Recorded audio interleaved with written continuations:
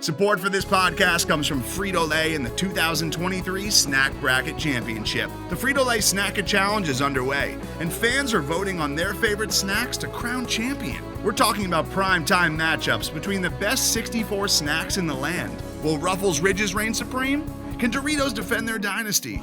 Or will Smart Food use their smarts for a surprise upset? Only you can decide. Get in on all the action for a chance to win up to $1,000 or a year's worth of snacks.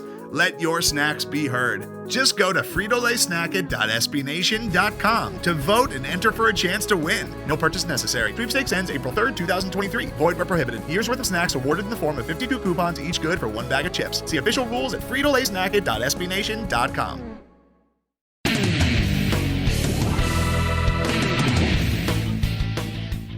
Welcome to the Black and Gold Banneret Podcast. Jeff Sharon, Eric Lopez, and Brian Murphy with you here a day later than usual because we had some issues that we had to iron out, but we ironed them out, and here we are.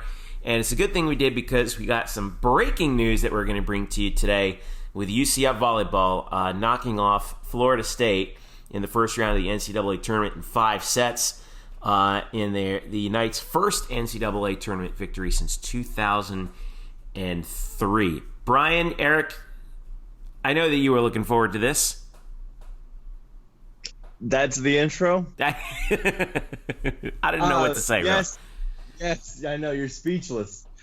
Jeffrey, it didn't really matter how much me and Eric were following this match online. This is your baby. This is your segment. Hey, listen, no. Which is great because it allowed me and Murph to watch the Bears and the Cowboys. Yes, exactly. Yeah. I have fantasy football implications here in the playoffs, Absolutely. Jeffrey. So you go do the volleyball thing that's very important right now because it is very important. It's this new thing, and this is your thing. This is your stage. This is your spotlight, baby. Wow. Listen. All right, it's not about me, obviously. It is about UCF's team. It is about UCF's team. It is about the players. It is about the coaches tonight. They were sublime. They beat Florida State in 5 sets. Second NCAA tournament win of the NCAA era. First time they've defeated a team from within the state of Florida. First NCAA tournament win since 2003, which was over Cincinnati. First NCAA tournament win in the Todd Dagenais era. And with this victory, he now moves past Lucy McDaniel to become the all-time winningest head coach in UCF volleyball history. But that's neither here nor there. It was an exciting match for UCF. And by the way, we'll get to football and everything else in a second. But this is the stuff that broke tonight. So UCF came back from down 2-1. Against Florida State, which is a pretty good team. They finished third in the ACC, but the Knights were able to take care of business. It looked like, and we actually got Todd Dagenais just a few moments ago, post match. But this is a huge win for the program. Some of the individual highlights from the match. McKenna Melville was outstanding. 20 kills and 27 digs. She was fantastic on both sides. Two-way player, like we said. Christina Fisher had 19 kills. Anne-Marie Watson had 12. Mackenzie Kuchman had 27 digs. She was outstanding on the back line for UCF all night. These are the two of the top 3 teams in the country in blocks per set. Florida State's 2, UCF's 3.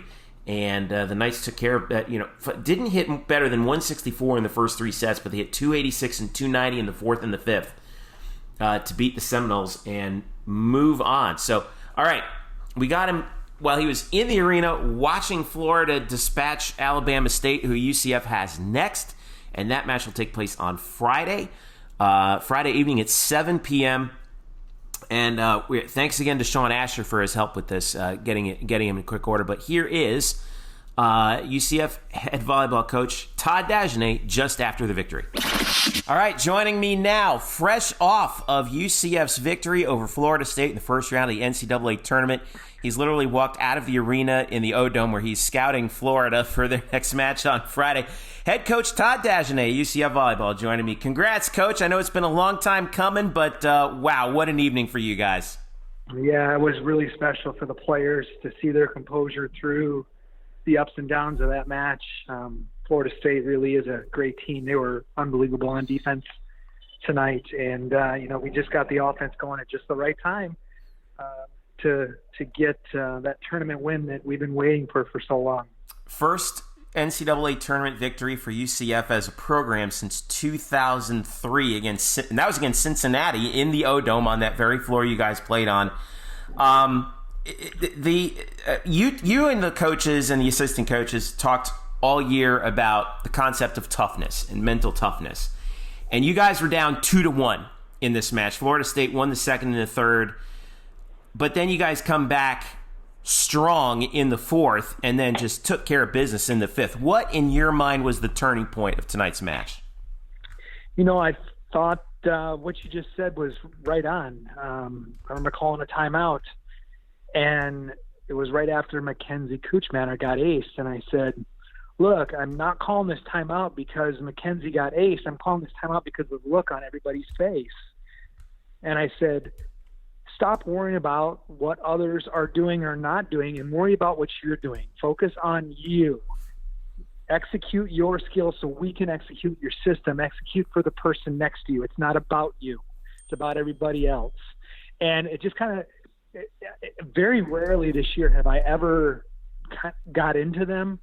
But it was more of a kind of try to snap them back into it because I felt like it was slipping. I felt like they were looking defeated in their mind. Turned out I was wrong, but it was just the look that they were given. They came out of that timeout and actually outscored until the end of the set, even though we lost the set. And it really set up that, even though we were down, it just set up that ability to climb back in it and just execute. And I thought it did. It came down to our mental toughness. It came down to look, both teams don't want to go home. Both teams have seniors that this could be their last match. And it just was a battle of who was going to be mentally tough enough to execute under the pressure. And I thought when it came down to it, I thought that we just executed better than they did. Now, look, we didn't play the match that we played against Cincinnati last week. That match was that was a match of the year for us. To do that back-to-back is tough. But we played – what we did is we really held Florida State down, and it allowed our offense to struggle and still win. And ultimately, we were just enough to, we were just good enough to get to that fourth set where I thought our fourth and fifth set, our offense broke loose. Yeah. We finally wore them down, I think, and we were able to get some kills. We changed some things. We were really left-sided heavy at first, and I thought we needed to get the ball to the right side more. We thought we had a better matchup on the right side, and the setters just weren't getting their feet set. We just couldn't feed the rights the way we wanted to. Once we started feeding them, everybody opened up. The whole world opened up, and we were able to score. Yeah, you were right about the offense in the final two sets because in the first three, you guys hit 164, 042, and 093. And then in the fourth and fifth, 286, 290. Florida State didn't hit any better than 150 in the first four, and they hit 174 in the fifth. This was a match of two high-level defensive teams. Well, it wasn't that we were playing bad either. I mean, we were taking some rips at the ball. And, they have a national championship caliber beach program. All those beach players are their defensive players indoor. And they learn how to dig balls with one hands and open hands and in crazy positions because that's what you do on the beach. And, we were playing a defense that, arms were going in every direction. It looked like an octopus. Just, it seemed like they always had an arm in the right spot. And, we were ripping some shots, and they were getting it. The first 8 points of the match seemed like an entire set itself. The rallies were so long. But, I think we started wearing them down. I thought physically we were better. I thought mentally for sure. We just were able to exhibit that toughness when it mattered the most. But Florida State's a great team. They've got seniors who are All-American caliber. It's a team that goes to the NCAA tournament every year. They were just in the Final Four not that long ago. I mean, it's a team that we haven't beaten. I don't know. I think the last time that we beaten, when you said, was the 1980s, or somebody said it was the 1980s. And yeah, I went back and looked at it. I heard somebody say 1984. What I looked at was 1980. It was a long time ago either way. Well, I know it's been a long time, and obviously Florida State is a significantly different program. They're a Final Four caliber program now, and have been for years. And so, it was two evenly matched teams. RPI, stats, everything. I mean, it was a coin toss, and I thought it just came down to, which dog wanted the bone the most. And I thought, I thought our players gelled together and pulled the rope over the line.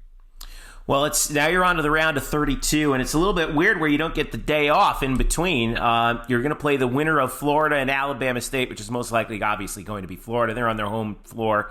Alabama State has the lowest RPI of any team in the. Florida beat them 25-10, and they're beating them 15-4 right now. Yeah, so, well, there you go. So, right. So most likely, unless the lights go out in the arena or something, or the Monstars show up, it's going to be Florida. Right. Your impressions right now of the Gators? I know you guys are pretty familiar foes going back not just to the regular season, but you guys play all the time in the spring. What's going to be in store for tomorrow night at the O-Dome? I think, I don't know where the Gators are ranked in the AVCA poll. I know they're seeded 10th.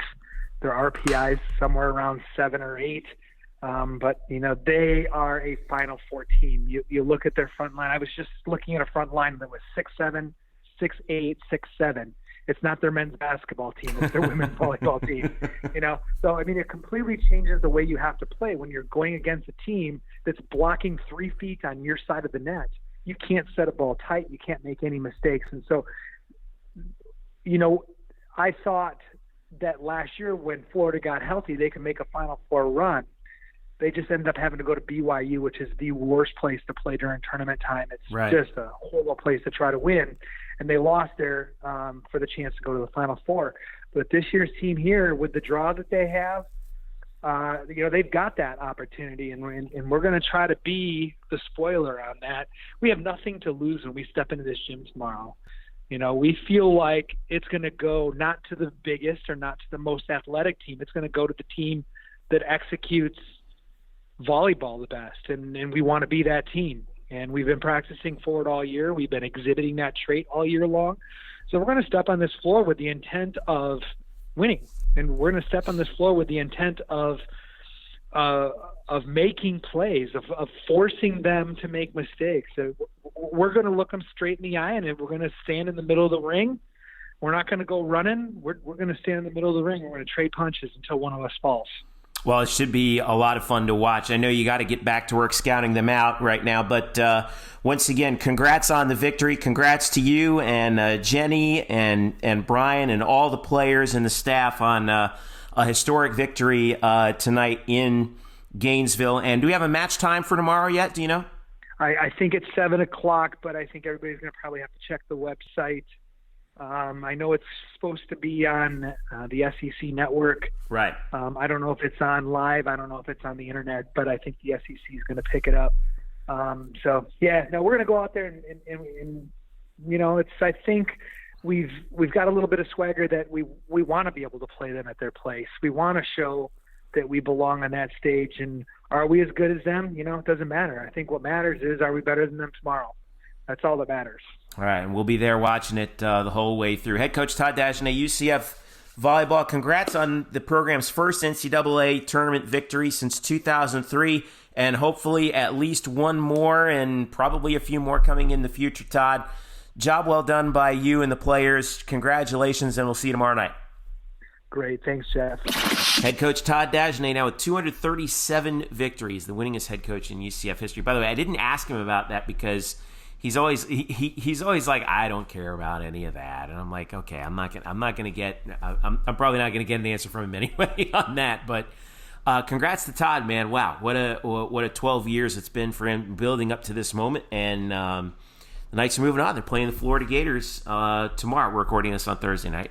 Friday, Play Friday night at the O-Dome at 7 o'clock, and no word on TV.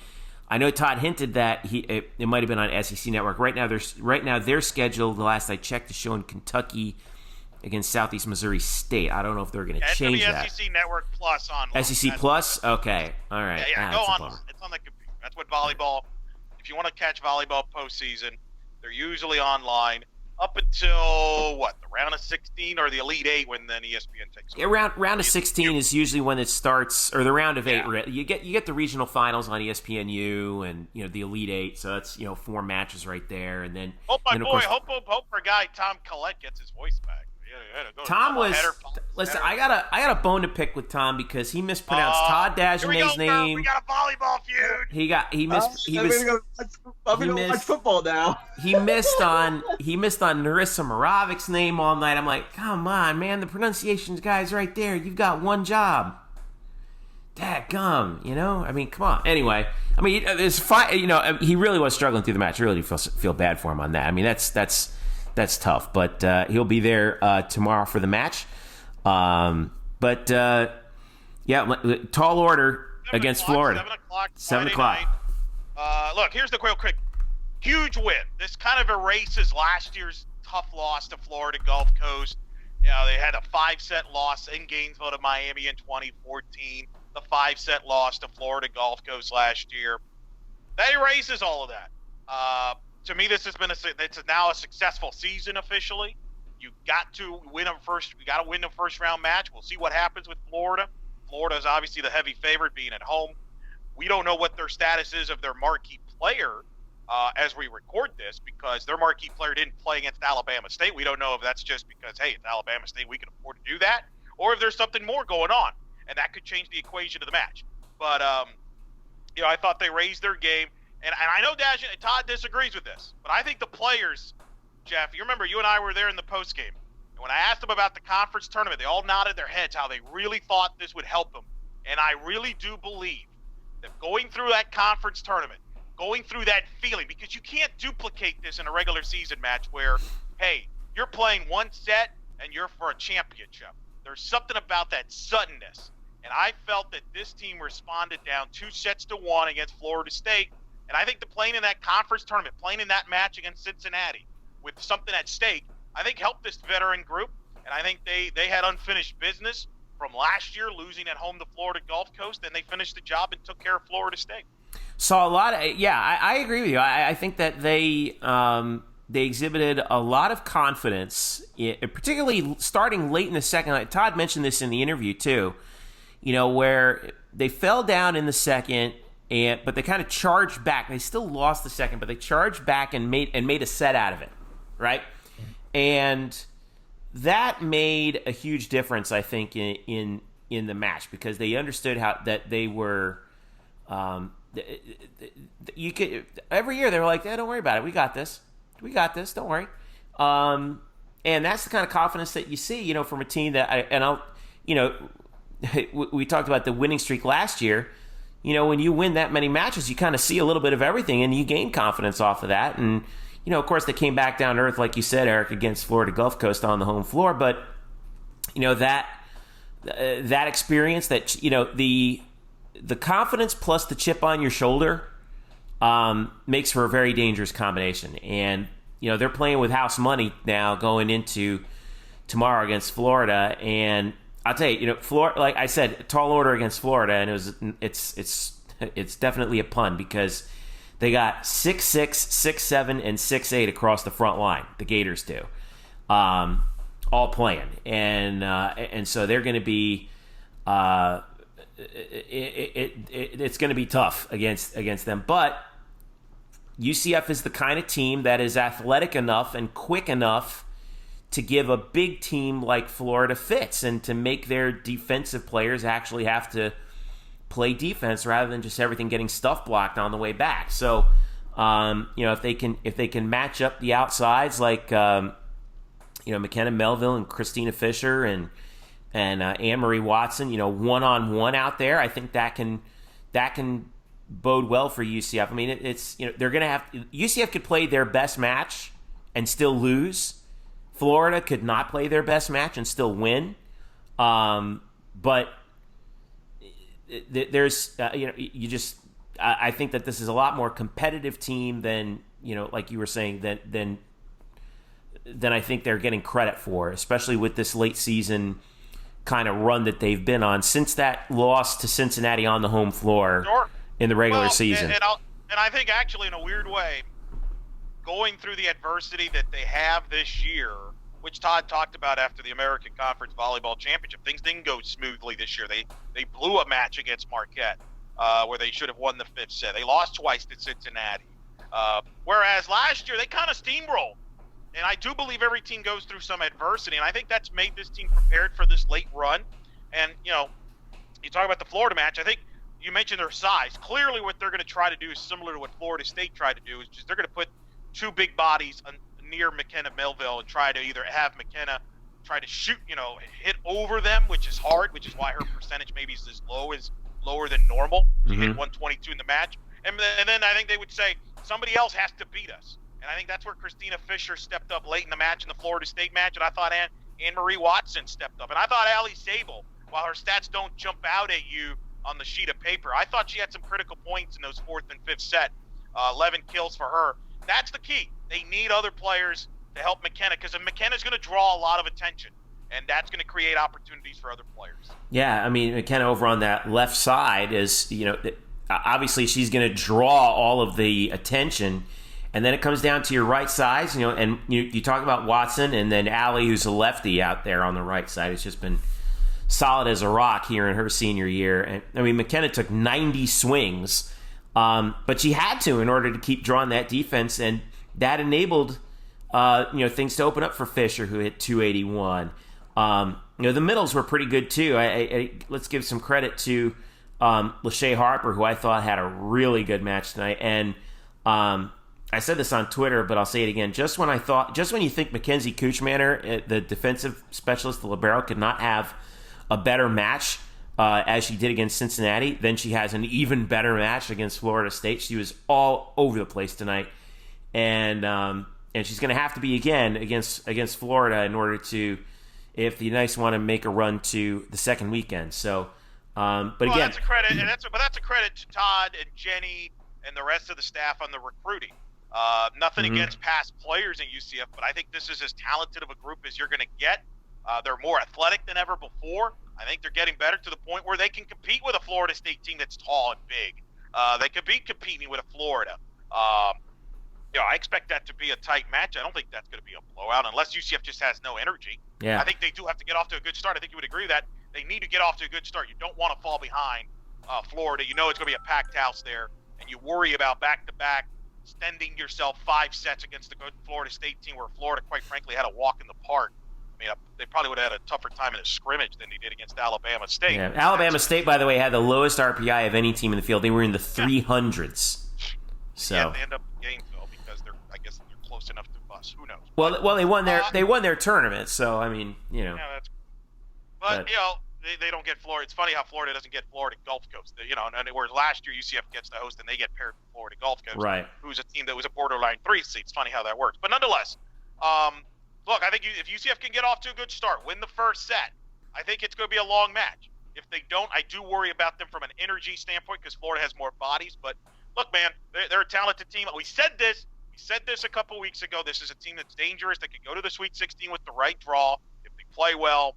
And, congrats to them for taking care of Florida. And, again, the recruiting they've done there with Jenny coming on board and then the rest of the staff coming on board, I mean, this program is very healthy.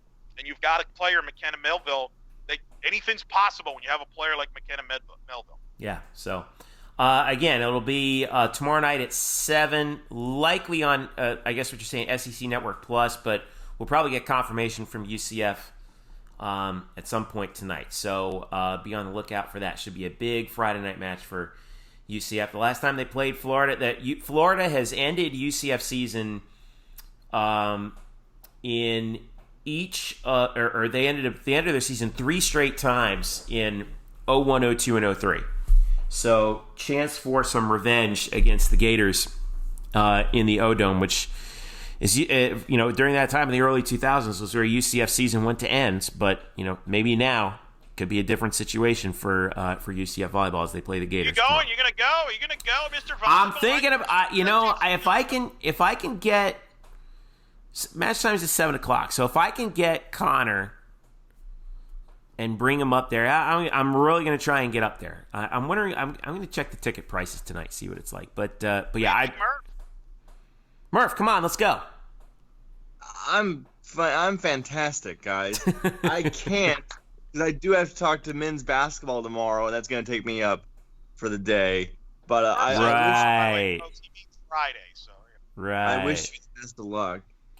So anyway, we tried, Eric. Are you coming, Eric? Come on. Obviously, you haven't heard me cough off the air. I don't think that's a good idea. You want me around Connor in that, but no, see. Maybe I'll pick up better. Listen, he's a 5-year-old. There's anything that you've got, he's already had. Anyway, congrats again to Todd. Yeah, it's true.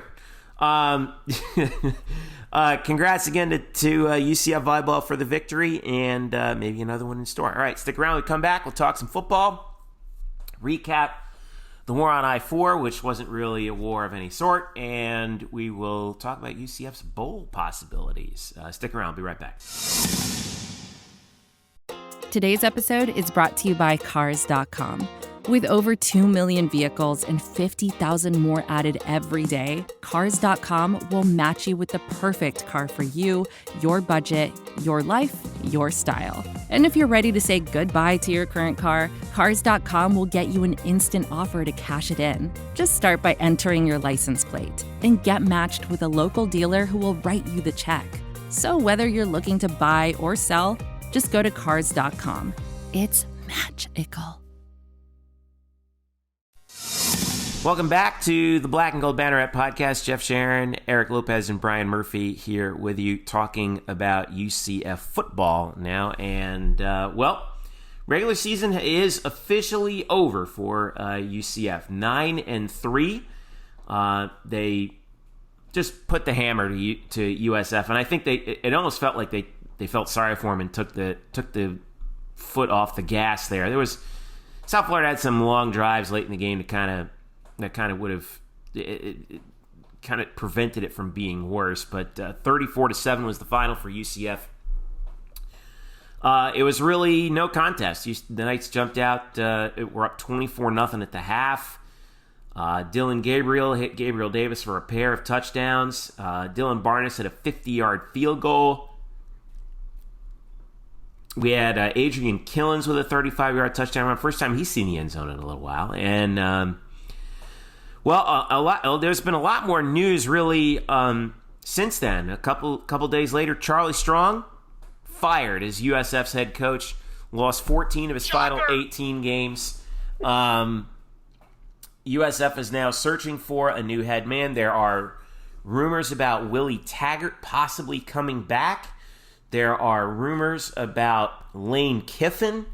For more on that, by the way, you should follow and do take care in doing so. Our frenemies over at the Daily Stampede, our SB Nation USF sister site. Make sure you follow Nathan Bond over there because he's been hot on the trail of those things for who might be USF's next head coach. But in the meantime, UCF, of course, not the champions of the East Division. They will not play in the American Athletic Conference Championship game. That will be a rematch between Memphis and Cincinnati. Memphis actually had to beat Cincinnati in order for that to happen this past Saturday, and they did.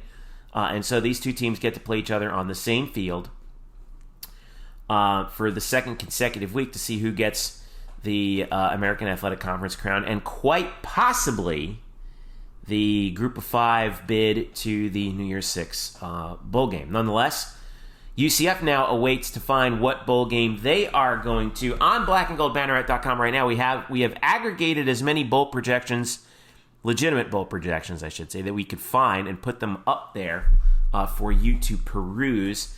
And looking at it right now, Brian Murphy, by the way, I don't know where these people actually, get any information on this. I really don't. Yeah. I just think they're damn the angle before you feed it out to everybody. That's right.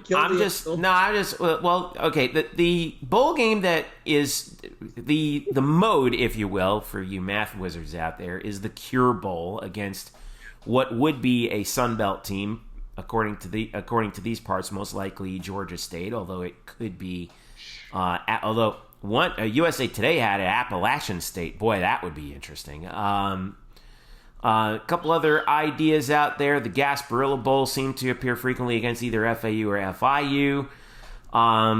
Power 6 bowl opponents could be Kansas State in the Liberty Bowl, possibly Miami or Florida State in the Independence Bowl, or Virginia Tech in the Belk Bowl, maybe, possibly. Who knows? Military Bowl buzz too. Little buzz about the Military Bowl against a Power 5 team. I don't know. I don't think anybody else knows. Murph, do you have any idea? So bowl projections are bunk. Okay, They're good. pointless. Thanks. They're absolute junk. I encourage you to check them out anyway. Yes, please read. On that note, please read our bowl projections on blackandgoldbanneret.com. Anyway, go ahead. Let's be fair. We are not doing any of these bowl projections. We are aggregating them from other sites. Yes, that's correct. While we didn't commit the murder, we're only an accomplice in this. We're not. No. We're merely an interested bystander. That's what. That's right. So. Now, with that said, these projections are hilariously awful. Because one, there has never been a team that's gotten more than 7 wins in a Cure Bowl, ever. Right. And it's only like 5 years, but who cares? I don't know who's putting them in the Cure Bowl, but that's ridiculous. Well, secondly, I can tell you who. It would be 247 Sports, CBS, USA Today, and Sporting News. I understand. Okay, yeah. Didn't 247 reported that Dino Babers was going to be the next UCF head coach? I don't know. I'm not slamming any websites. I am, clearly, yeah. I mean, no, we leave that to you, Eric Lopez. Anyway, go ahead. That's right.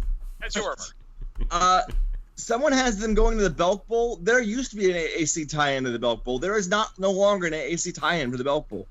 That's not a thing. So I don't know. Just stop. Actually, don't do this anymore. Stop putting this out. Because all they're doing, I'll tell you who they're asking. All they do is most of the people call up the bowls themselves and say, hey, who do you think would be a pretty good team to get in your bowl? And they'll throw out a name, and that person will use that and publish it. That's how this works most of the time. Some people are actually smart and put up things that they've actually researched. But most of these projections, people that are putting them out there are doing that based off of what they hear from the bowls themselves. And the Bulls themselves are trying to feed them the best matchup possible they can get, even though everyone knows UCF's not going to the Cure Bowl. So just don't worry about it. With that said, I would assume their best chance is staying somewhere in Florida with Gasparilla or Boca. But, God, I don't want to get into this. I don't want to get into this rabbit hole. It's bottomless, and it's just Murph, dark. You like it. You want to know where you're going. I enjoy NCAA tournament projections much more than I enjoy this. Well, thank you. This is absolute junk, and I can't curse. I gotta go on to the USF site. You can curse, I guess. I gotta go on the USF site so I can go curse on there. I can't curse here. I actually do back up Earth. This is the problem with these, but there are so many back channel talks now, like especially with TV involved and teams are involved. Like, I have been amused by, like, hey, we might get Florida State or Miami. Like, somehow those schools, first of all, really give a crap. Number one. Number two, do you really think they're like, hey, yeah, I agree, let's play UCF, that'd be awesome? No, they're not going to agree to that. Come on. Right. Are we kidding? I don't know where they're going. Nobody knows where they're going to go. We probably won't know till Saturday night or Sunday. I feel like a curveball is coming because, to Murph's point, I kind of think most of these people don't have a clue because I think they're terrible at what they do. And I just think a curveball is coming. No, I'm serious. I think a curveball is coming. I could see UCF going to Military Bowl. That's in Annapolis, Maryland, by the way. That's a place that I think UCF might feel that they could draw people to go there. Everybody likes to go there.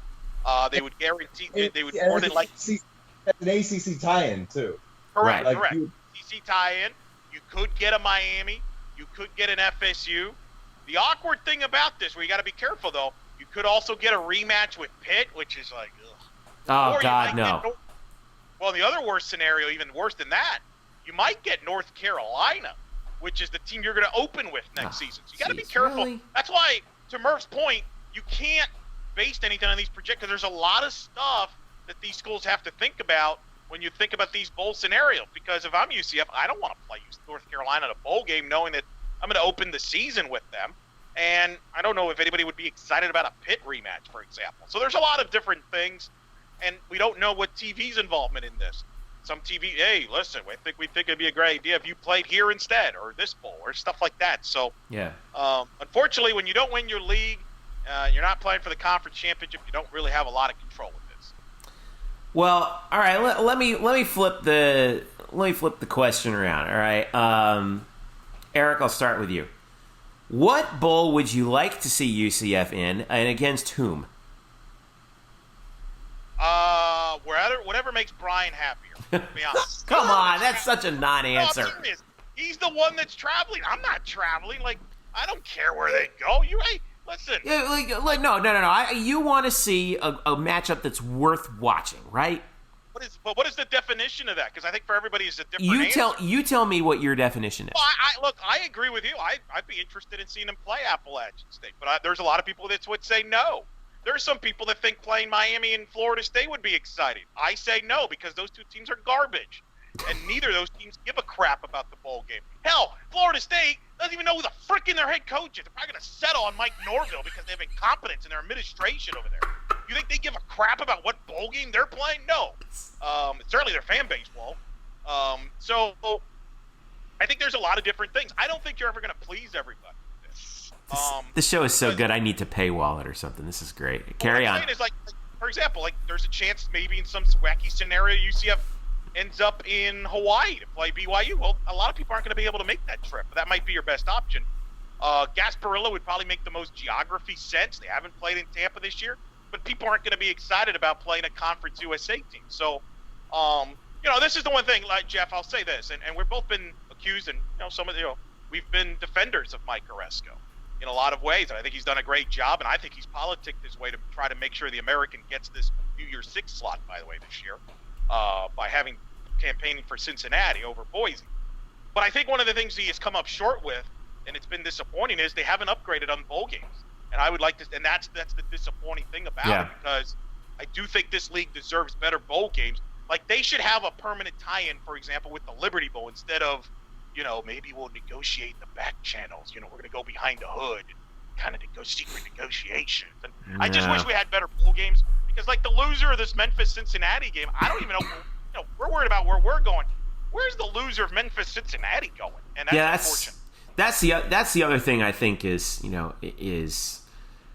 because UCF is more than likely going to be the third team from the American tape. I agree with you on that.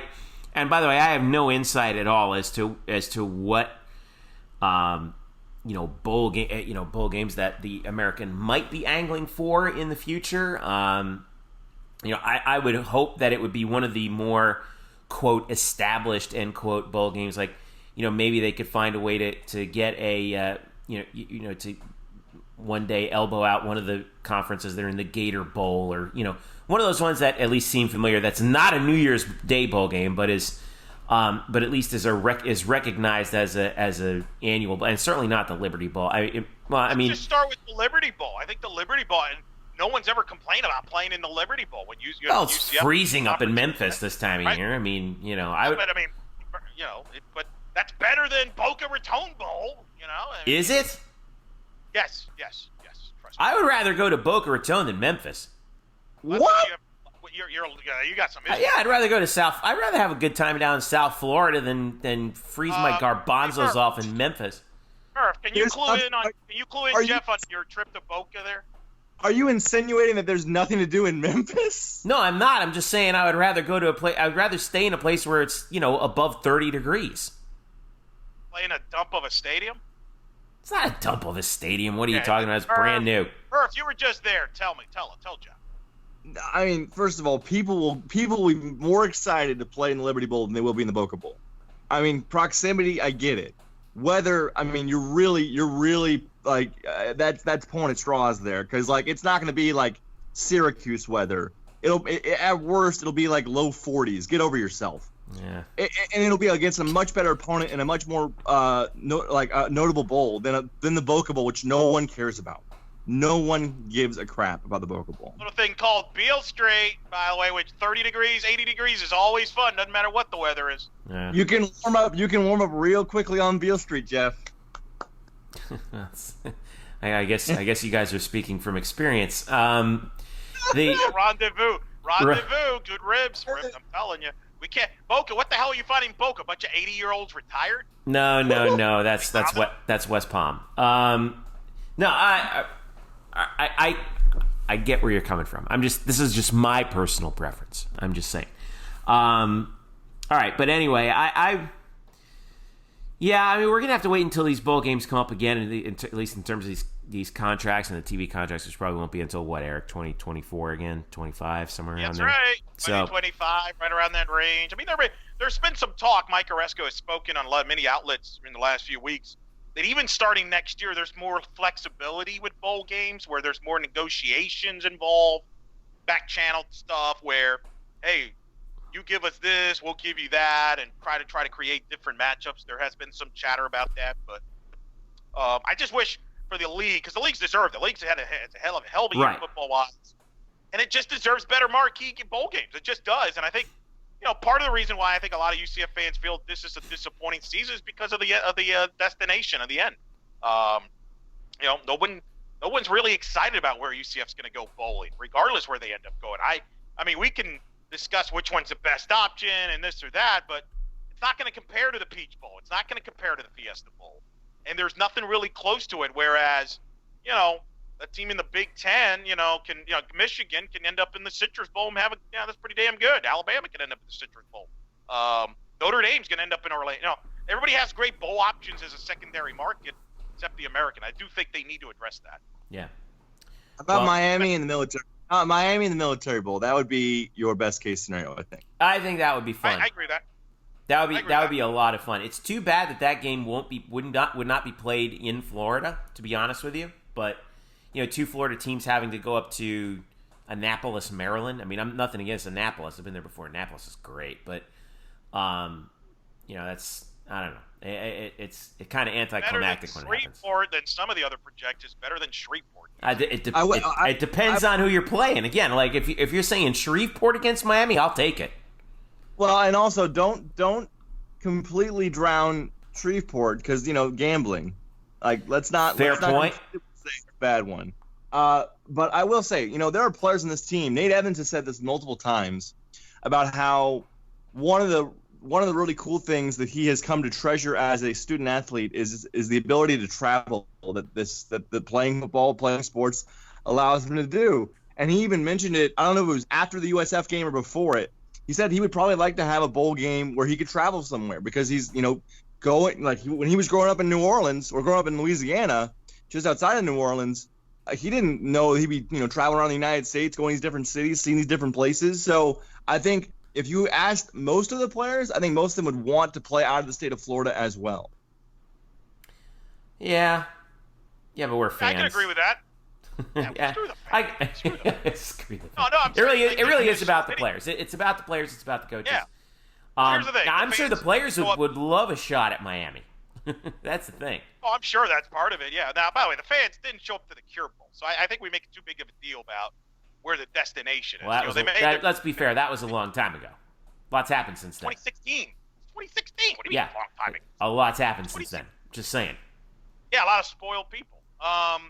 So, look, I do agree with Nate Evans, and I've complained about this, about the NCAA tournament. Like, let's just go ahead and say it. I'm going to just say it right now. Next year, UCF Volleyball, we're going to be talking a year from now in Gainesville off a win against a team in the state or somebody else, and they're going to get ready for a second-round game against Florida because the NCAA will not give the players a different experience because, God forbid, Orlando's only the most easiest place to fly into and fly out of. But apparently we can't do that. That's too hard for the NCAA to complicate that from a financial standpoint. So we got to send them to the same place over and over again. So I actually do understand where Nate's coming from because I don't think he's alone in that. Fair point.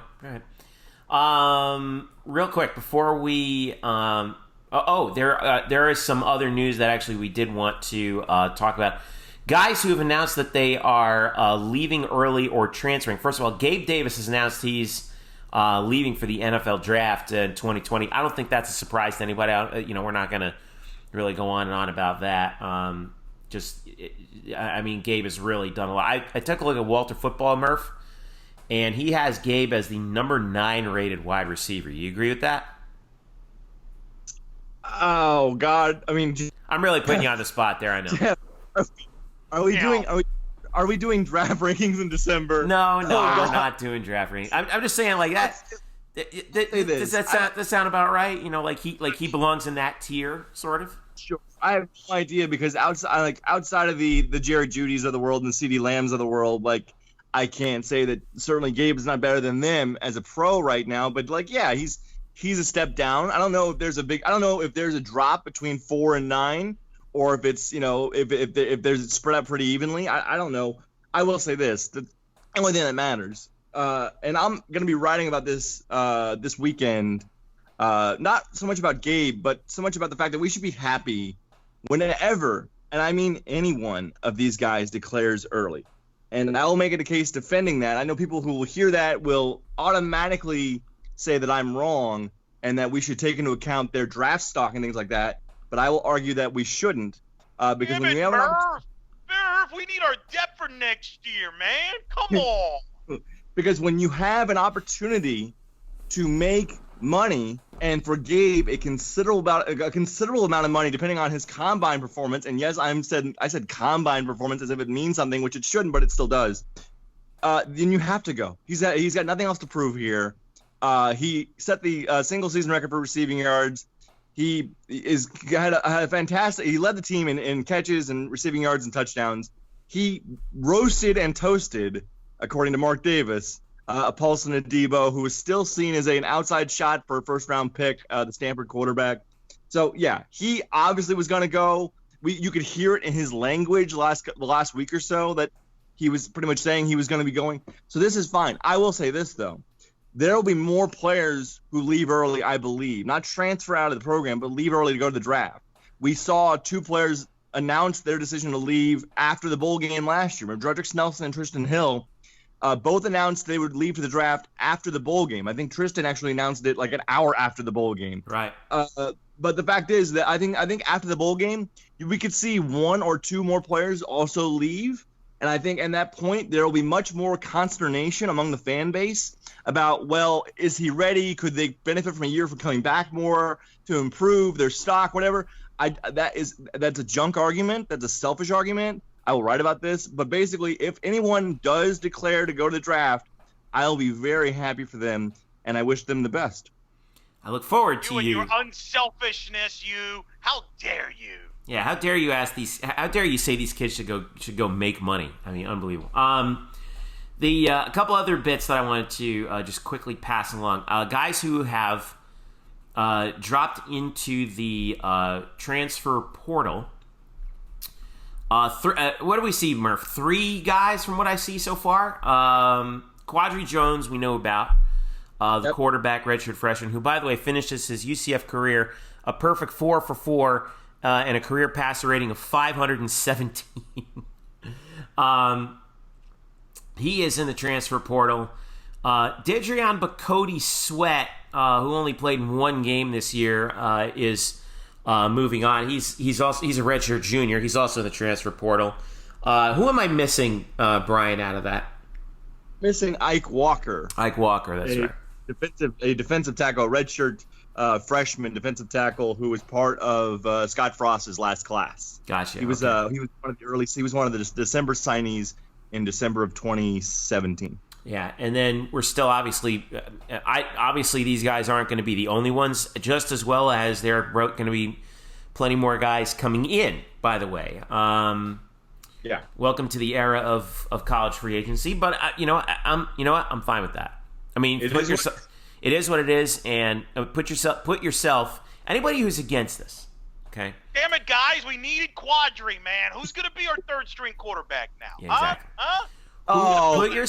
You put yourself in the shoes of Quadri Jones, and what would you do? Right? Sure, you're going to be unselfish too. God damn it, Jeff. You're going to be. How about our team? Damn it. What about my team? Huh? Who's going to be our third string defensive tackle? I think we all knew that Quadri was going to transfer the day that we found out that he didn't even beat out the true freshman. Like, we didn't know at the time that Dylan Gabriel was going to be as good as he was, but once we knew that Wimbush was the starter and Gabriel was the backup, and Quadri Jones, who had been in the system, was still the third stringer, we pretty much knew the writing was on the wall. This was it for him. I really hope he goes and finds a place that lets him play consistently, because he does have athletic traits to be consistent somewhere, to be good somewhere in college football.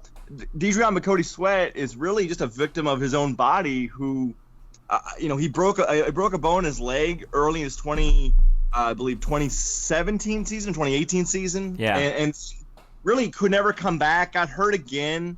Played one. I was really excited to see him play this year because in fall camp, coaches were all about, he's going to be a big situational pass rusher for us, third down pass rusher. But he played one game as a third stringer against FAMU and then never came back, which again is another page in the book of coaches lie, because that's what coaches do. Again, he's a guy who's athletic enough to be really good somewhere as well. I don't know really much about anything about Ike Walker. I mean, he's a big space-eating defensive tackle, who played in a couple games this year. But really, there will be more guys leaving, and you can have, you can fret about the system and the way it's set up and the free agency angle of it all.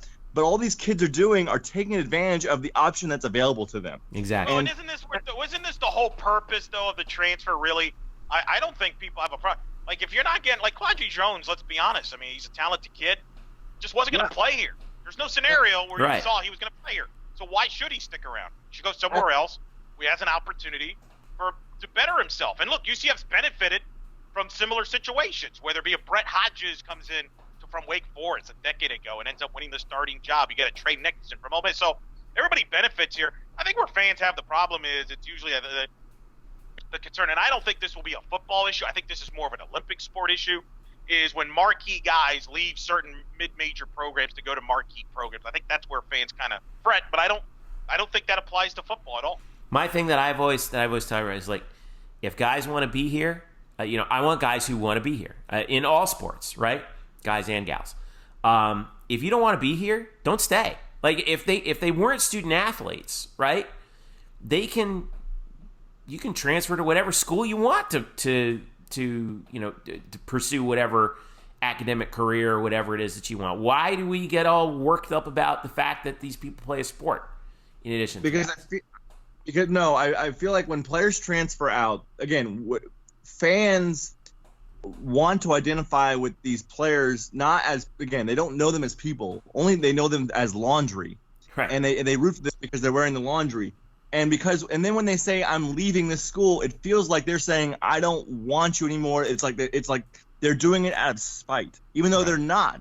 They see them as if, we're not good enough for you. How can you leave us? You're supposed to love us. You're playing for us. Well, I rooted for you. I cheered for you. But you have to understand, these kids, again, most of them are very much. They are kids. They are only every situation's different. They are taking the option that's available to them, and you can moan about the system, but this is an avenue that it was, again, set up for players like you said, like players like this who want to go play somewhere, who have no road to play here. So I have no problem with it, but I know fans always will, because fans are selfish. Well, damn you, Murph. My hope is. Damn it, Murph. Our depth is being hurt. Damn it.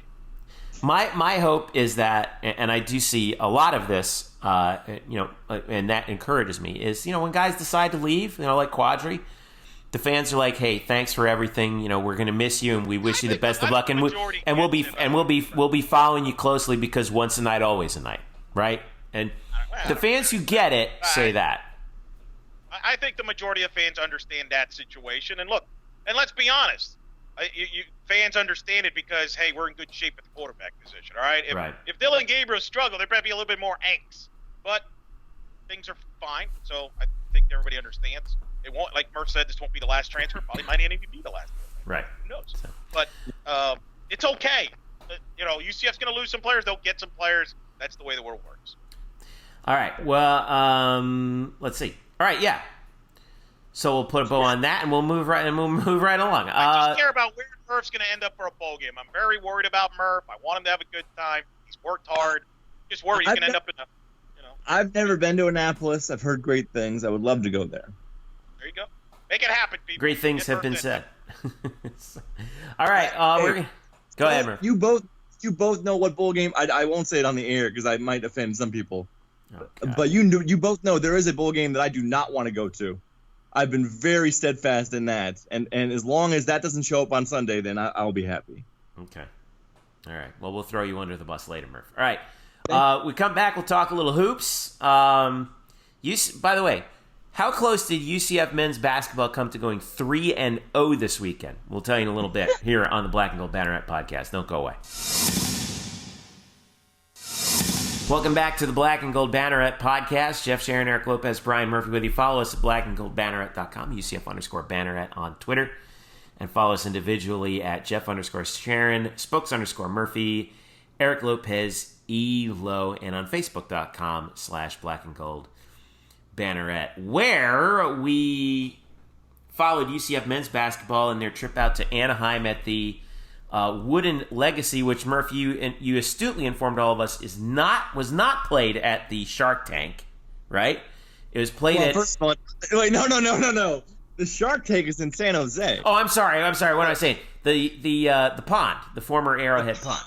The pond, yes. Yeah, where the hell was this tournament? There's at a place called Anaheim Arena, which looked like a gym. Yeah. So it's sort of next to the Anaheim Convention Center. I thought this thing was being played at the Honda Center until the day of the tournament, and I'm like, oh wait, it's not. It's good thing you didn't go there, because you would have not. You would have gone to the wrong building. I would have gone to the wrong building. Yeah, didn't that happen to the Texas women's basketball team a few weeks ago? They went to Amalie Arena when they were that's right. They were supposed to play South Florida, and they went to the hockey arena, and then the game started late because they went to the wrong arena. For GPS fails. Oh my God, that's classic. Anyway, so UCF goes out to Anaheim. They play 3 games in 4 days over Thanksgiving weekend. They go 2-1, and well, put it this way,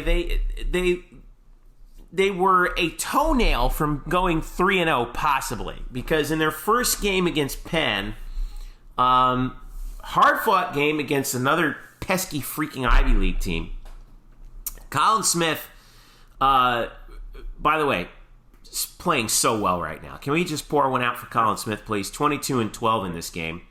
17 and 13 boards plus 5 assists for Dazon Ingram. And the Knights, all right, so they're down 3. They get the ball with a second to go, and they find Darren Green. It was Darren Green, right? Shoots it from outside, hits a shot at the buzzer that we thought was a 3, and ties the game and send it to overtime. They replay it, and it turns out that he stepped on one of the 4 different 3-point arcs.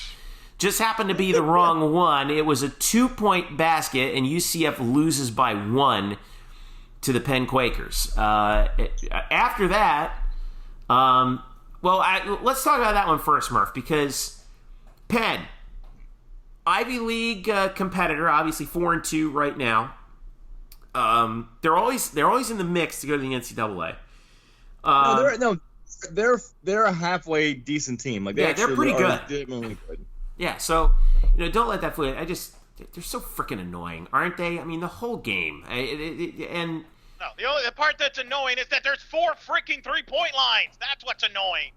Murph, why are there 4 3-point lines in this game? Why? So there are 4, and then they go, one is a high school 3-point line, the other one's a women's college basketball 3-point line, and the third one was the men's college basketball 3-point line, and the fourth one was a pro 3-point line. Now, unfortunately for Darren, he was standing behind the first 2 lines, but was standing on the third line, which is the college basketball 3-point line. That's why it was ruled a 2. Why do they have 4 lines? Well, they do have some high school games in there. They do obviously have college games in there. They did used to host a what was formerly known as the D-League team way in the back. For like one season, they had a D-League team in there. So maybe they just haven't picked up the stripes since then. Maybe there's some teams. Maybe there's some teams that hold scrimmages in there. I don't know. Is that the LA Defenders or whatever the hell they were called? No, they don't. No, they do not. So anyway, yeah, it's unfortunate, but it should not have even come down to that, Jeffrey.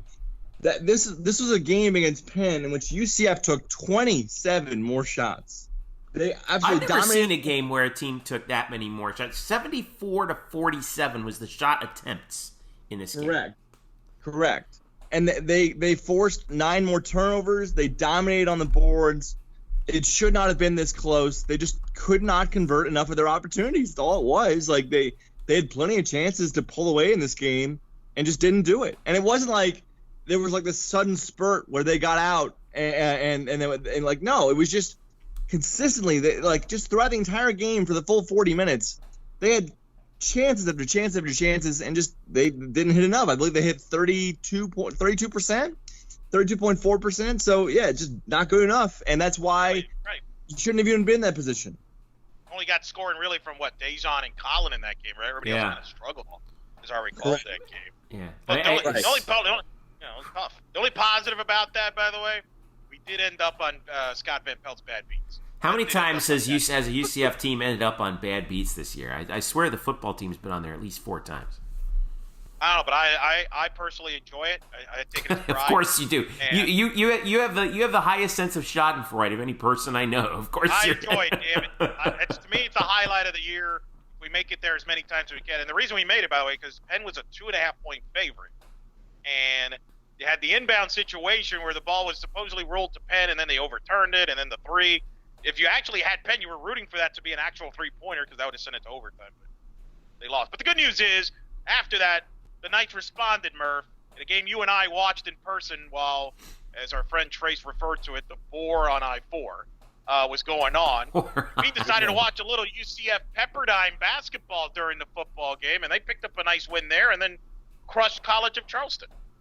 Again. Yeah, watching, yes, they didn't crush. Well, they didn't crush them again, but they beat them again. Yeah, they beat them the second. Yes, they did. They beat them for the second time in a week, basically. I will say, watching the Pepperdine game while in the press box at Spectrum Stadium during the USF football game was an interesting experience because I really am trying to watch 2 things at once. And I do think, as we kind of brought up, I do think UCF football for kind of taking its foot off the gas in that game and really giving us nothing to watch or to be excited about in that second half. It looked like they might have been watching the game on the iPads on the sideline.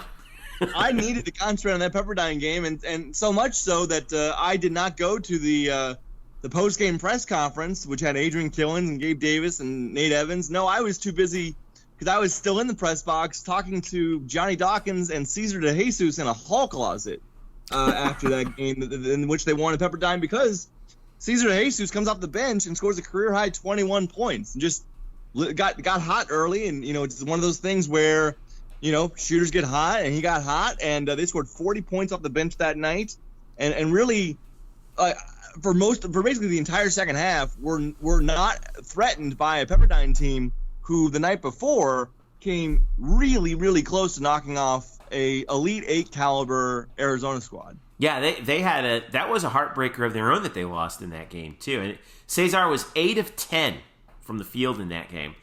2 of 3 from the arc, 21 points, 2 rebounds, 2 assists. Dagenais was 14, 8, and 5. Man, he just does it all, that guy. He's really – and then the Charleston game was just no contest. No contest from the beginning. 77-56 was the final. Fordyce in double figures in this one, led by Colin Smith with 19 plus 9 and 5 assists for Colin. On 8 of 13 from the field, 13 for Dre Fuller, who settled in nicely, I think, in that game. Darren Green, was 2 for 7, okay, but Daison Ingram again, only 2 points, but 9 rebounds and 6 assists, just making things happen, even though he was only 1 for 8 from the floor. And then we had another good game from Brandon Mahan, 4 of 7 from the field, 12 points, 4 rebounds. So.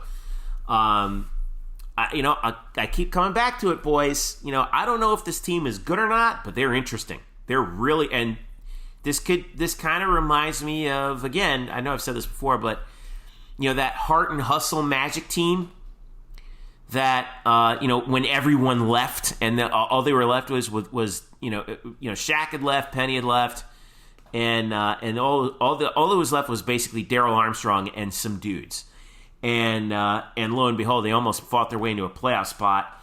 This team kind of reminds me of that because obviously everybody left, and here we are with Colin Smith, Cesar DeJesus, and then you kind of have like this mosaic of players from other places, and they're playing some good ball right now. They seem to have come together at the right time. They seem to be pulling it together. I know they're 5-2 right now. You can make a question about the level of competition that they played so far, but doggone it, you get your money's worth, don't you, out of this group? It's certainly a more fun brand of basketball than the renditions that we've seen. Not that again, not saying that they're better because they're not, but in terms of a more entertaining, interesting watch, there are a number of guys on this team that can hurt you on any given night. I mean, I think when we were last year, it was Taco, BJ, Aubrey. You needed your offense to come from those guys. Certainly, Colin Smith has taken a seat at the head of the table here, but with Brandon Mahan and Caesar coming off the bench, Darren Green Jr. just having ice water in his veins, Dre Fuller, the redshirt freshman, becoming more confident, Dazon doing everything. Dazon Ingram has 20 assists and one turnover in his last 4 games. That's awesome. It's an interesting mix of players. So yeah, I don't know if they're very good. I think maybe my expectations have been raised a little bit from what did I have them preseason? I think I had them 8th or 9th. Now I can see them finishing maybe 6th in this conference. I'll tell you what you did, Murph. You pissed them off. Yeah, that's what it was. Well, Murph, all seriously, let me ask you. You spoke to Coach Dawkins a lot, obviously, after each game. Yeah. This tournament. What was the sense you got from him overall, talking to him this weekend, especially after the last game? How does he feel about where this team's at? Well, he thinks that the Charleston game was their best game of the season, and it's very difficult to argue that. Again, this was a team they had on their home floor a week prior, and they barely beat them. They beat them by 1 thanks to some last-second free throws. This time, they completely dominated them from start to finish. And so you can see this. I think the thing that he mentioned most is, I asked him, what did he learn about this team? And he learned that this team has really high potential. And I think that's right. Again, that's not a tangible aspect. That's not something you can point to on the court. But when you look at these pieces sort of perform together, again, when your point guard scores 2 points, that's not great, but he does everything else.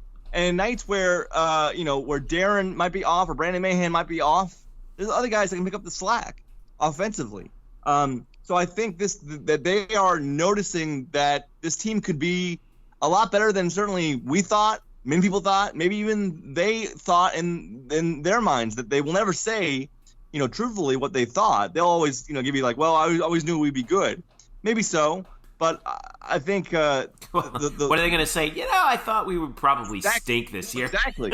maybe that Johnny is sort of seeing that this team might be better than anybody thought. Well, I think that what Johnny was really smart about was scheduling, because he gave them some games that were kind of confidence builders, to say in a way. More of those coming up, by the way. Yeah, let me tell you, they got 4-game homestand coming up against the following Murderers Row: NJIT, Green Bay, Sacred Heart, and Bethune-Cookman. The Highlanders of the New Jersey Institute of Technology. My uncle, by the way, graduated from the New Jersey Institute of Technology. December 7th, that's a Saturday. That's this coming Saturday at noon at home. And Green Bay is Tuesday at 8.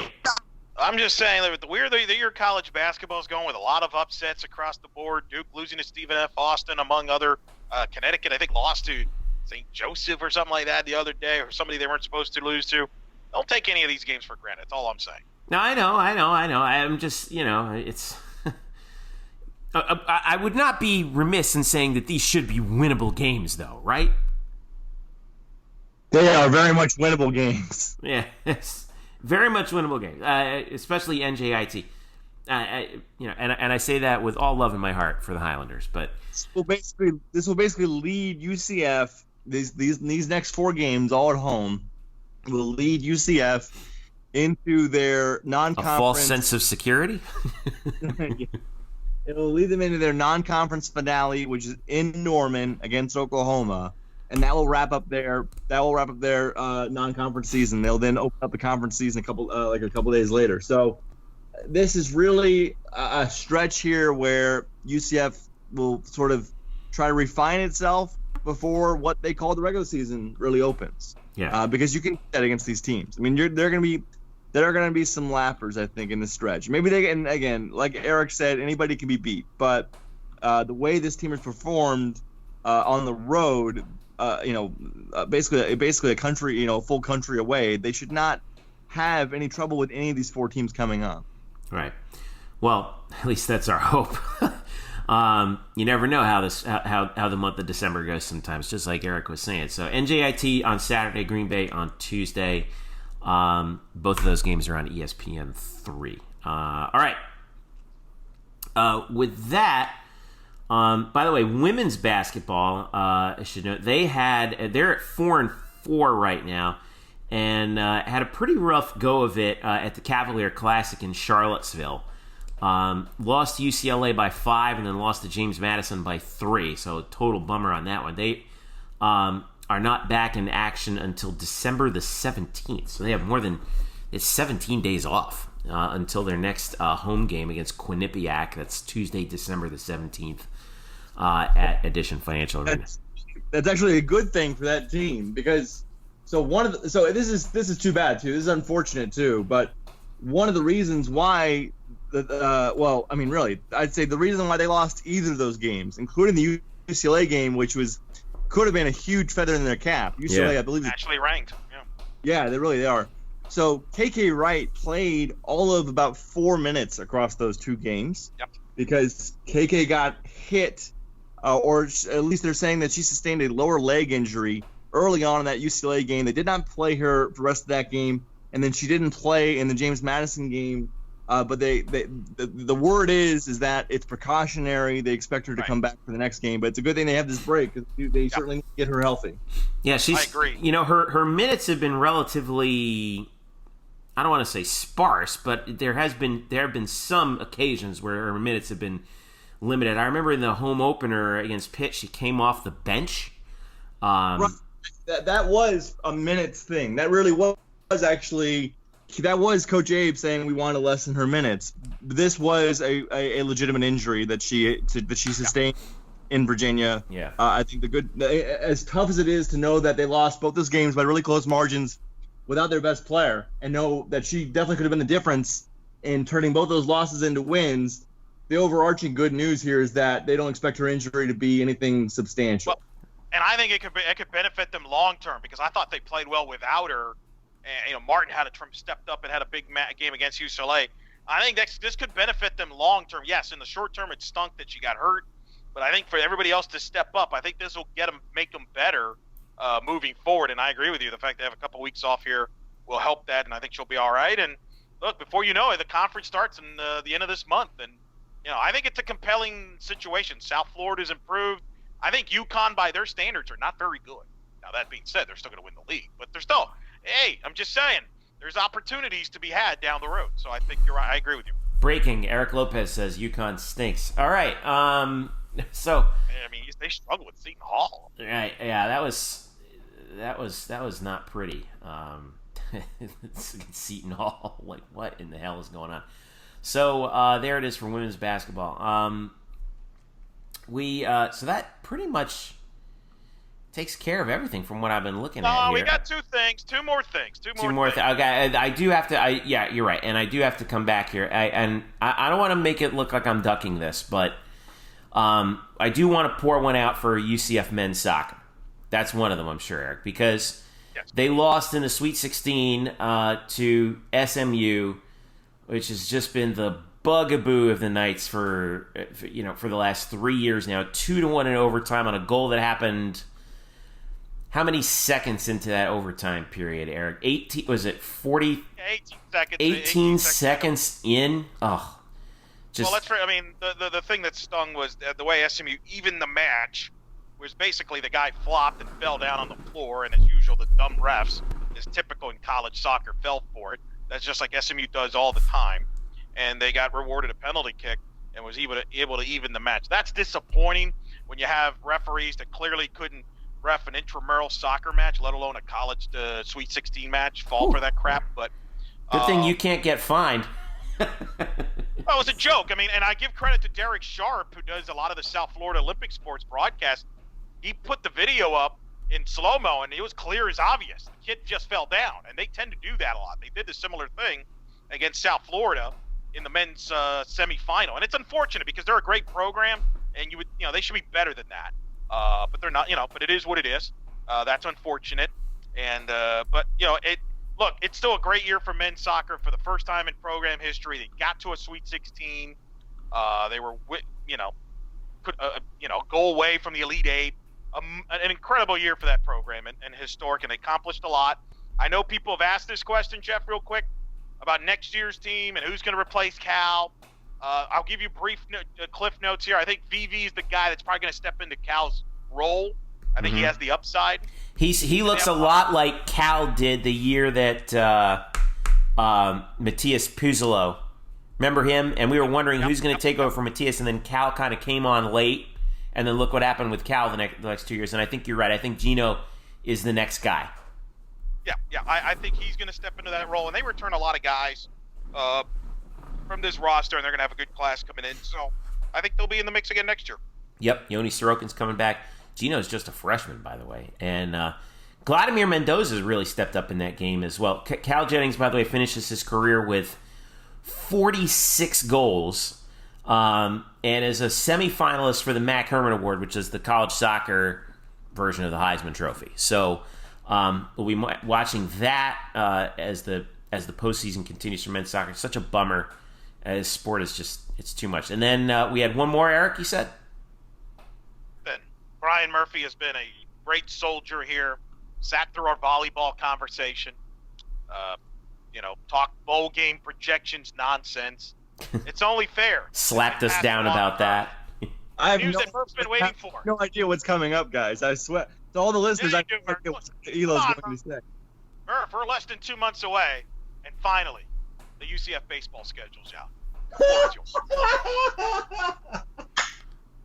Yeah, we knew it. Schedule's out if you want to look at UCFKnights.com. What do we have, Murph? We have a pair of 2 4-game series, which is interesting.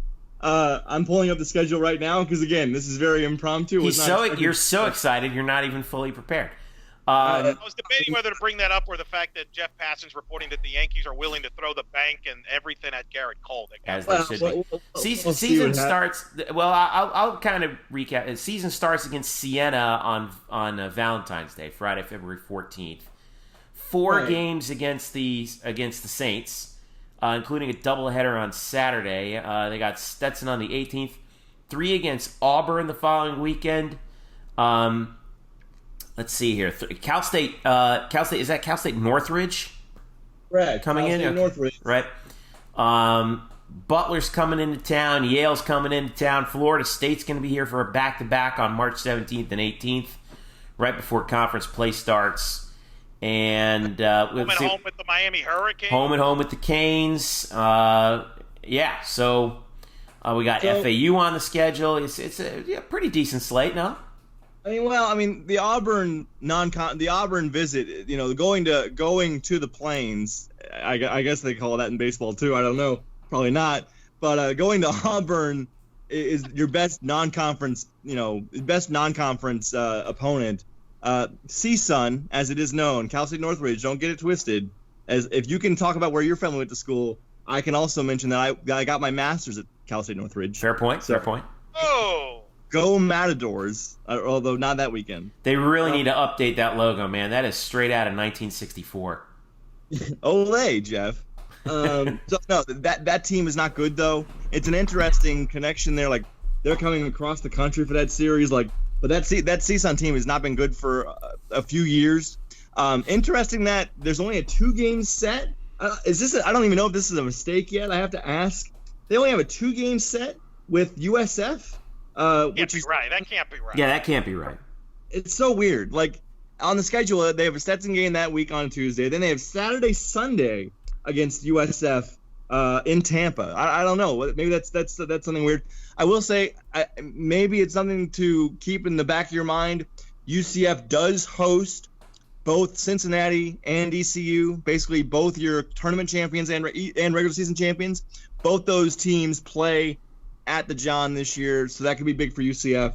But mostly, it's a fairly uninspiring non-conference slate outside of the usual, Florida State, Miami. That's nice.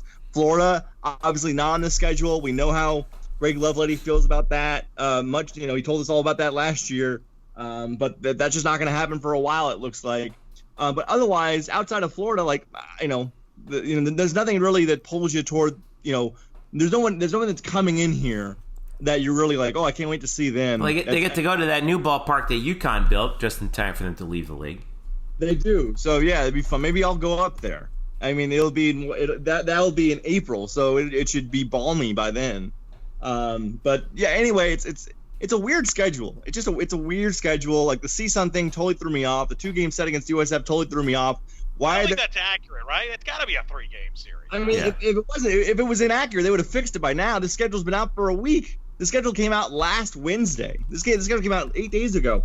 And 2 4-game series. They have a doubleheader against Stetson or a doubleheader against Siena right away. Like, it's weird. All right, Murph, you got the connections. Get to work on that. I'm saying no. I'm saying there's no. Why would they only play 2 games against South Florida? Unless South Florida is so tired of getting their blank beat out of you by UCF in every sport that they're like tired of playing. Look, we don't want to play 3 games. We just rather get a 2-game split. That's what we're shooting for. Like, come on. I don't know, but so anyway, that's what that is. I'm glad that I could bring you all up to date. I guess why did we forget to talk about that last week? Did we not have a podcast last week? The schedule was announced. The Yeah, day after we came out, it was the right. Day, remember, Murph? We were at the women's basketball game. Right. And so we recorded on Tuesday. Yeah, it was a day before Thanksgiving news dump. Thanks a lot, guys.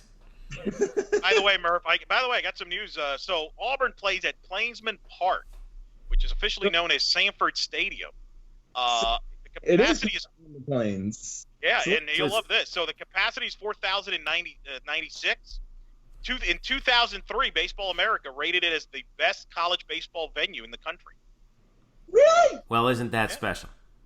I gotta go up there. Hey, Mike.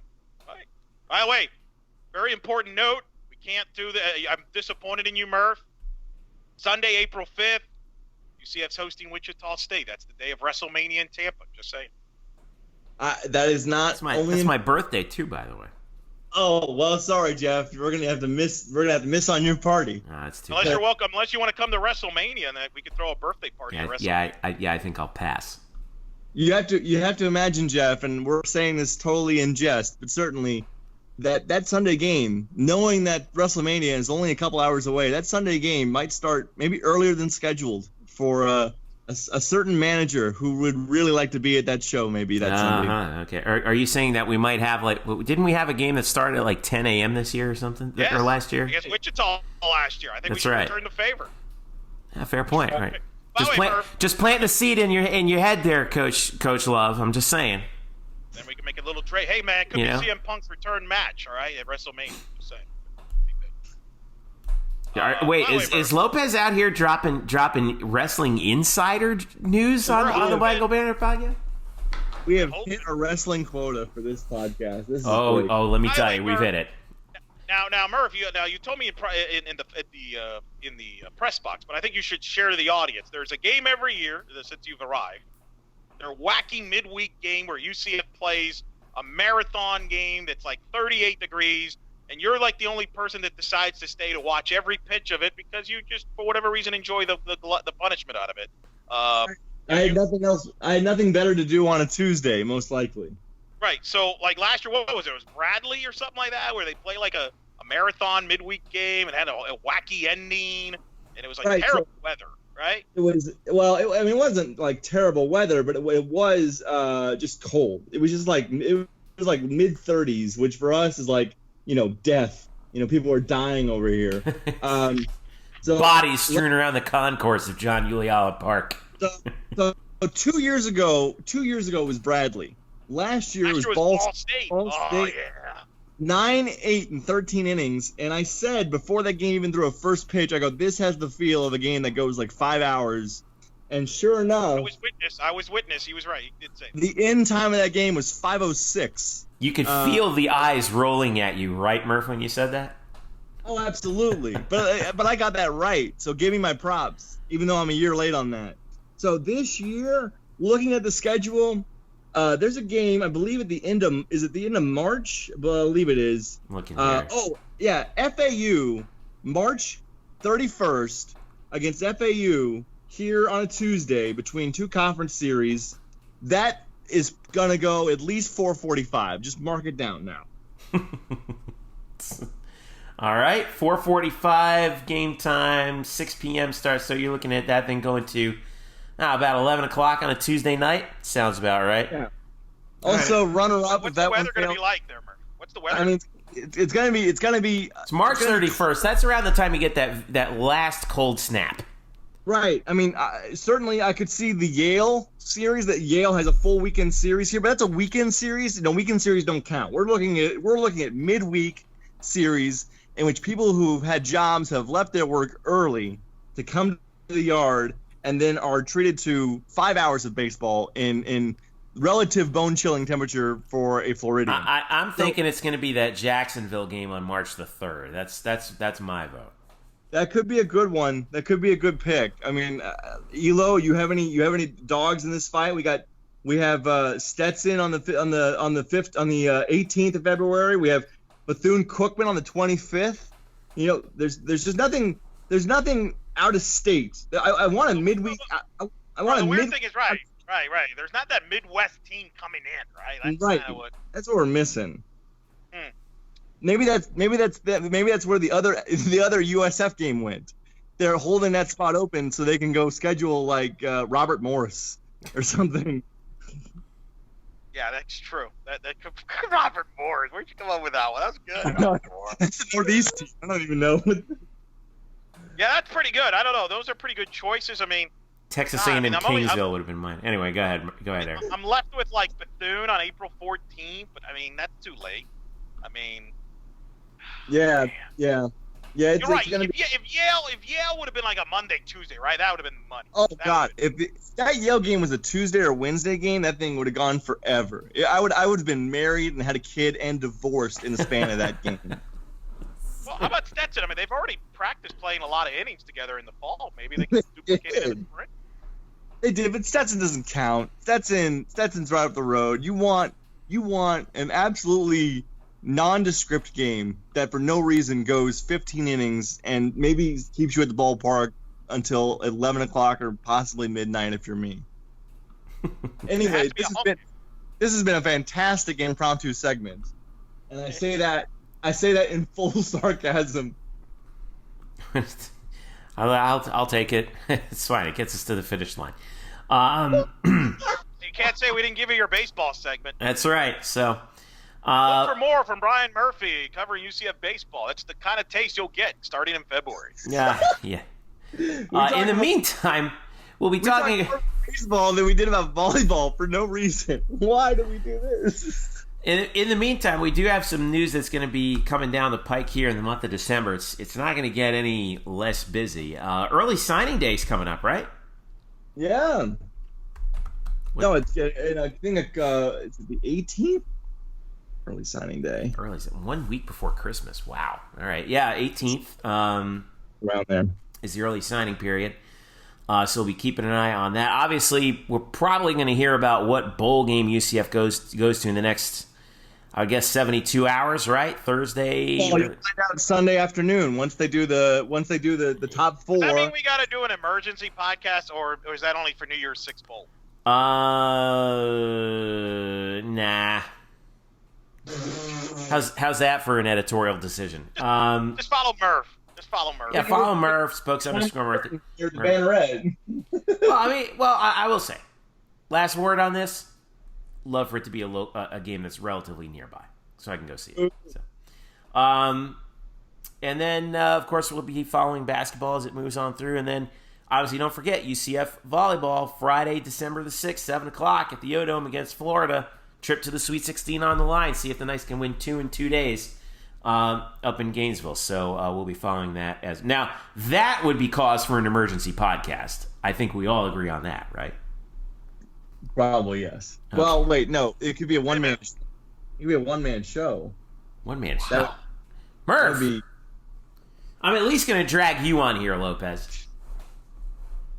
I thought you're going. If you're going, I'm going to try to go.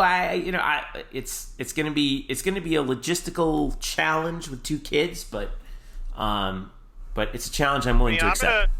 Murph's got a legit excuse. He's going to be scouting the future Giants quarterback, Justin Herbert, in the Pac-12 title. For crying out loud. I will legitimately be talking and writing about UCF men's basketball tomorrow for the other publication. That's why I will not be able to go to games. The Orlando Sentinel. It's okay, Murph. We are okay with promoting your work on other platforms. It's okay. Speaking of promoting, you can check out my work at the Banneret, the TV numbers, boys. UCF, South Florida, the War 9-4. Very interesting numbers. Not a big difference from last year to this year. Fascinating. So I break it down in depth about that. Right. And, of course, a recap of UCF's win over Florida State, which I've got up. And then we'll be doing our transfer tracker as well. Taking a look at the transfer portal. Luke Saris is going to be helping me out with that. As well as are you, Brian Murphy, since you're on top of that stuff as always. So, all right. So, for all of us here at the Black and Gold Banneret Podcast, I am Jeff Sharon. For Eric and Brian, thank you so much for listening. Follow us at blackandgoldbanneret.com, UCF_Banneret on Twitter, Facebook.com/Black and Gold Banneret. Enjoy the weekend. Catch you next week.